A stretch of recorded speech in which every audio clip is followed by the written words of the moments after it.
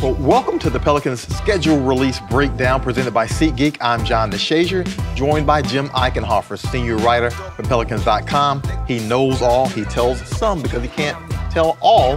But Jim, always great to be with you. It's great to be with you as well. I have to say that this schedule release video will not have any piano playing, though I was hoping maybe you could do like a drum solo or something like that. But either way, I'm sure we're gonna have some fun. Look, if I'm doing anything musical, that will probably decrease the value of this video, so we're gonna move right into it. The NBA released the schedule, obviously some intrigue right at the top of the schedule for the Pelicans. What do you think about it? Yeah, I mean, we've talked about this a lot, unfortunately, in the last few years about trying to get off to better starts.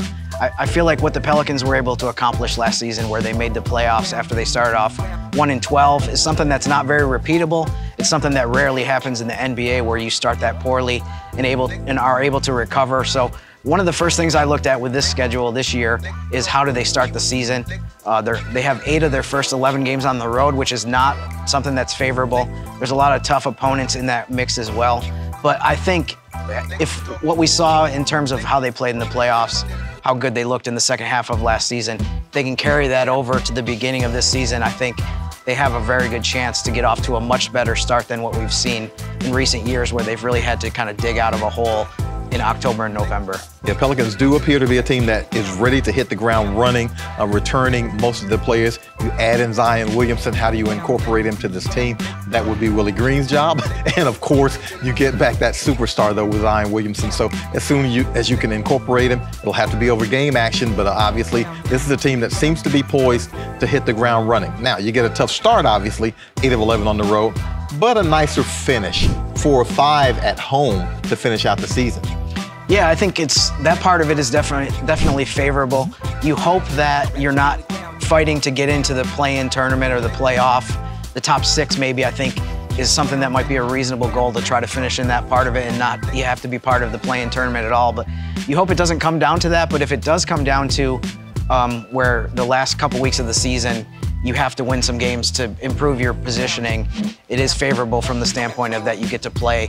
Like you said, there's a 4-game homestand in April, and then game 82 is at Minnesota. Hopefully that game won't be, monumental for the Pelicans, but either way, they're in a situation where they get to be in Louisiana a lot. And even in the second half of the season, I think that was the case last year. They took advantage in the second half of being at home. They were a much better home team after the All-Star break than they were before, and that was a big factor in the turnaround that they made at the end of the season. Pretty decent national schedule, 11 nationally televised games. Any stand out to you? Yeah, I think one of the first ones that jumped out to me was the 4th game of the season, which is the second Pelicans home game, is a home game against the Mavericks on a Tuesday night. That's going to be on TNT. That should be a fun game. I'm sure that the Smoothie King Center will be packed for that as well.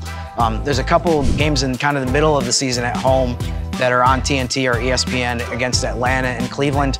Not really kind of traditional rivals, but I think kind of interesting from the standpoint of the Hawks and the Cavaliers are young teams that kind of in the same mold as the Pelicans, as teams that are trying to rise up the standings, especially the Cavaliers, who had a breakout. They were kind of the breakout team of the East last year. So I think those are the main ones, and I think road-wise, you have a game at the Lakers that I'm sure a lot of people will be staying up for to watch, regardless of what time it starts. And there's 2 games at Denver, which if people remember from last season, for some reason, Herb Jones specifically loved playing against the Nuggets and was outstanding in the games that were in Denver. So I'm sure he, as long as a lot of fans will be looking forward to those. Yeah, a lot of intrigue with those national games. The Pelicans get a chance to show their wares to a national audience. And of course, the Western Conference, a difficult conference to deal with. It doesn't get any less so this season. Any Western Conference foes or games that you're looking at? Yeah, I think from a fan base standpoint, it's been interesting the last couple of years. You've seen Memphis become a team that I think a lot of the fan base is really interested in and sees as the Pelicans' biggest rivalry in the division, especially as things have progressed. And some of the other teams, 2 of the Texas teams have kind of gone into rebuilding mode with Houston and San Antonio. So Memphis is on there, I think, a matchup that a lot of people are going to be looking forward to. Lakers is obvious, I think. Minnesota is another team that I think people are curious to see how much they improve this year. They made a huge jump last year. There's so many good matchups in the West that people are going to have a lot of fun watching, but those are among the ones. I feel like T-Wolves versus Pelicans, could be a lot of fun. You have Anthony Edwards, and you have all the young guys that the Pelicans have that are continuing to rise up the ranks in terms of what people's opinion of them is among the younger stars in the league. Yeah, I'm always looking forward to the Pelicans-Memphis, because for a while the Pelicans kind of had their number, and then Memphis flipped the script just a little bit last season. They've got John Morant, obviously. Pelicans have Zion Williamson. Both those guys came out in the same draft class. And obviously you have a little something going there with a rivalry, and obviously Zion wants to take that next step in his career, as John Morant has obviously taken so far. The full schedule release is on Pelicans.com, so you can check it out there, as well as the schedule release video. You're gonna love that if you haven't already seen it. Check it out on Pelicans.com. I'm John DeShazier for Jim Eichenhofer.